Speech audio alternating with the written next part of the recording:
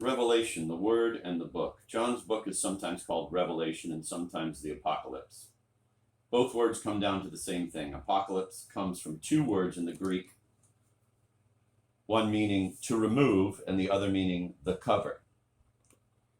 In Greek myth, Calypso, the daughter of Atlas, dwelt upon an island where she kept Ulysses captive, much as John was held captive on Patmos. Calypso means the concealer. Something that reveals what has been concealed is apocalyptic. Apo means to remove. Therefore, the name that is given to Revelation and to many other books that promise to reveal God's hidden plan is Apocalypse.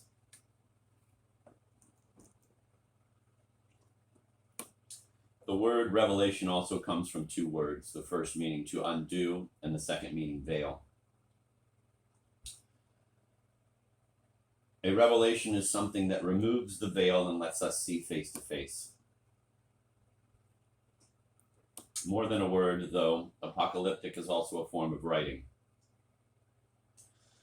Much as mysteries and romances are forms of writing, the book of Revelation is written in the form of an apocalypse.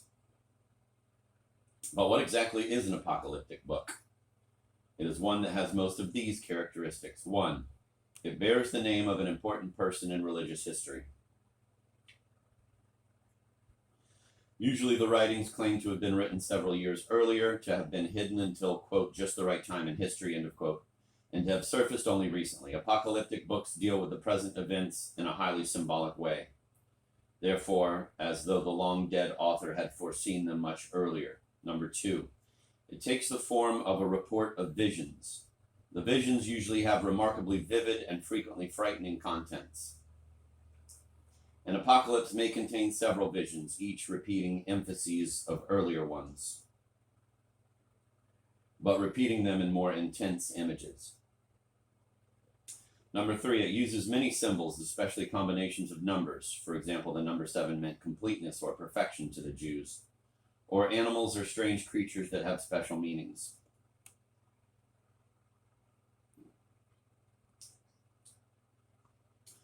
Number 4, it emphasizes a present crisis in history. History is portrayed as a struggle between good and evil, which now rages toward its final battle.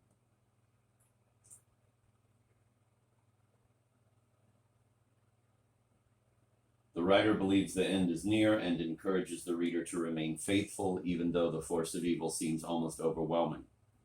The writer helps the reader to interpret the signs of the times. Properly read, those signs reveal to the faithful that God is in control. Number 5, it holds out hope only in God's intervention. History has strayed beyond the limits of humans to redeem it, and has fallen entirely into the province of evil. Rescue comes only from beyond history, only from God. Number 6, it makes many allusions to other books, usually those of prophets or other apocalyptic writers. It can do this because an apocalypse is, from the beginning, a written book, unlike those of Old Testament prophets or those about Jesus, which were first spoken and then later written down by disciples. The author of an apocalypse sits down to write, not with remembered words in his ear, but with books at his elbow. He has had his vision, and he has his reference books to find the words and symbols he needs in order to describe and interpret them. That way he can write in a way that other readers of prophecies and apocalypses can well understand. Apocalypse, then, is a vast and energetic reinterpretation of current events.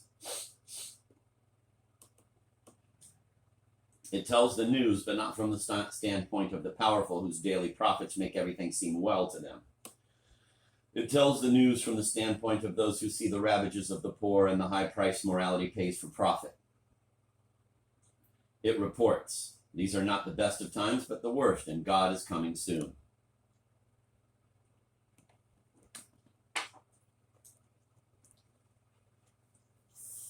The book of Revelation has most of those characteristics, although it does not claim that its author lived in the past or that it lay hidden long and only recently came to light. It does rely upon striking visions. Combinations of numerical and animal symbols appear on every page. Clearly, it describes a crisis of great magnitude occurring in history, spiraling it to its end, and soon. It ascribes its authorship to a writer who bears a famous name in the church.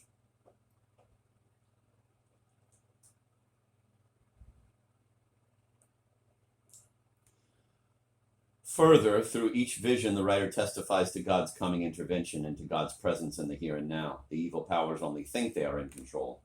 Allusions to Isaiah, Exodus, Daniel, Ezekiel, Jeremiah, and Zechariah enliven and inform nearly every vision and parable. The book was certainly a written product from the onset. John is often told to write what he sees, and in 1:13 he promises a blessing to those who read the book aloud in church.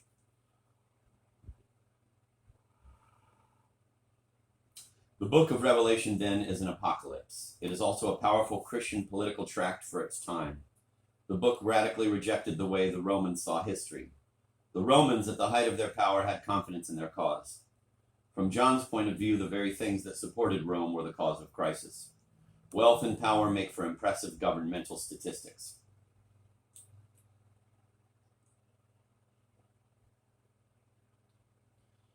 And when cities begin taking pride in their religious devotions to empire and emperor, the good stars may seem to be in their ascendancy. For John, wealth spelled temptation and short-sighted satisfaction with splendor. And power, usually corrupting in itself in the hands of evil, could call bad good and destroy those who dared to say otherwise. But worse, power and wealth combined to entice Christians who wanted somehow to have both the fruits of luxury and the benefits of discipleship.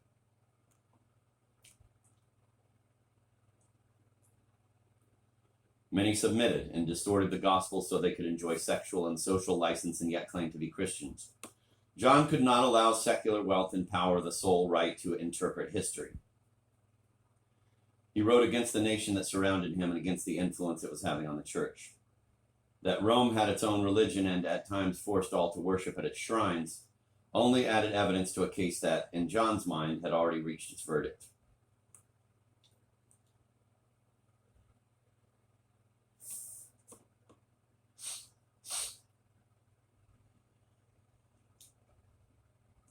His book makes the case and reveals the verdict. The courtroom has been behind the scenes of history, but what was hidden is now revealed.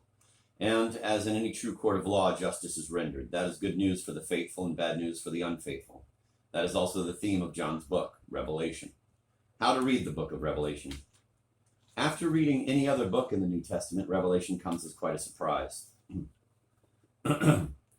Its images, bold pictures, and sometimes strident voice may make a reader feel uneasy. Its message is disturbing. The fact that it is unrelenting in its insistence that we pay attention only makes us more uneasy. Add to that its display of violence and carnage, and it is little wonder that Christians turn away from its pages. But the book can be read with great profit. Through even its stormiest passages come rays of the hope that lies behind the book. John did not intend simply to frighten his readers. He wanted to strengthen them. The way he wrote would not have been unfamiliar to first-century Christians. But because we do not know their tradition, we often fail to see what John was up to. The following 8 suggestions may help you bear with John's book until you become at ease with it. When you do, it will become easier to see the vision of the light that drove him to decry the world's darkness. These 8 suggestions are not keys to the book.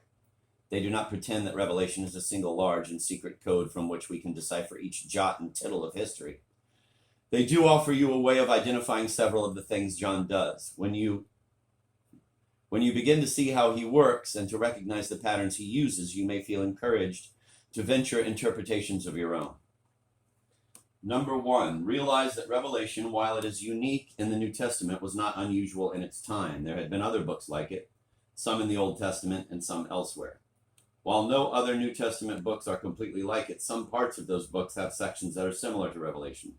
The most famous of those is called the Little Apocalypse and is found in the Gospel of Mark. See Mark 13. Number 2, realize that John did not write in a vacuum. He had a library, and Revelation was written by quoting sources from several other books in his library.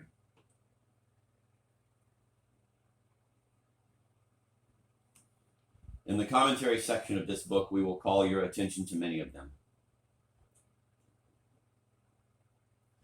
Whatever John's visions were, he turned often to his favorite books to help him describe what he saw and to interpret it to his readers.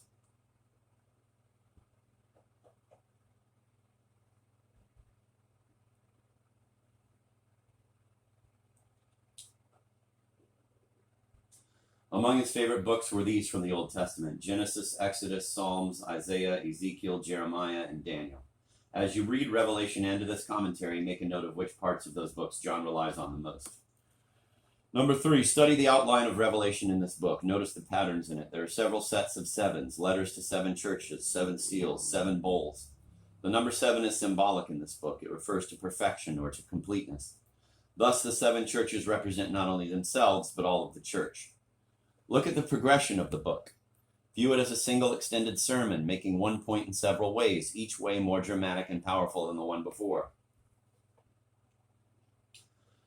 Notice that the book ends with what looks like a triumph, the holy city. Think about other stories you have read in which there are days of hard trial and great jeopardy, stories about difficult journeys leading finally to a desired goal or a special city. In other words, ask yourself what other stories you might have read that have a form something like this one. If you want to think more about this before reading Revelation, turn to the end of the commentary for chapter 22. Number 4, think of a stage and all of its apparatus. Imagine John as the playwright. On stage is the drama of the historical events challenging the first century church. Backstage is God, who knows the true meaning of those events and who wants the players on stage to understand them as well. The stage setting seen by the Christians is the Greek culture and the Roman government. Because of that, the players interpret the events as though they were all caused by and controlled by the Greeks and the Romans. John's book puts up new scenery. He decorates the stage with important symbols from the Old Testament, symbols that remind the players that God controls history.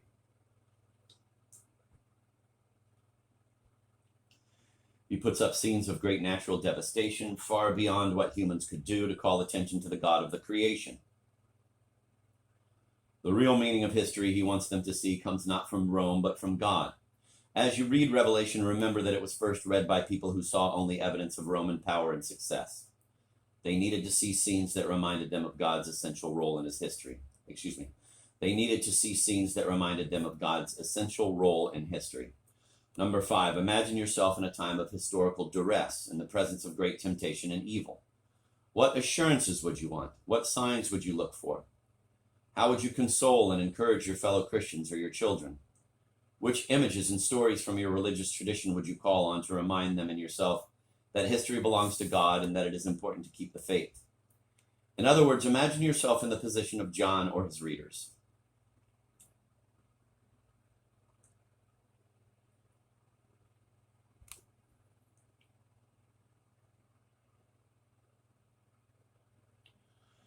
Number 6, read the book through without worrying about the precise meaning of all of its signs and symbols. Keep track of its cumulative effect on yourself. Pay special attention to the effects of such passages as Revelation 21, 3-4.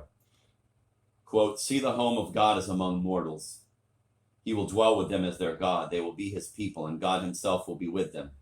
He will wipe every tear from their eyes. Death will be no more, and mourning and crying and pain will be no more. For the first things have passed away. Number 7, read this book as though it were a series of stories. Don't try at first to force connections. Let the stories stand on their own. Think about them, see what connections emerge in your mind.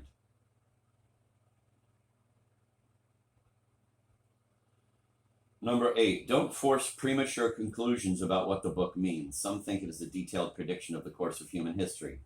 Others think it is a dramatic collection of stories and teachings meant to encourage Christians at all times to be faithful. Others think other things. Christians throughout history have produced a great variety of approaches to this book.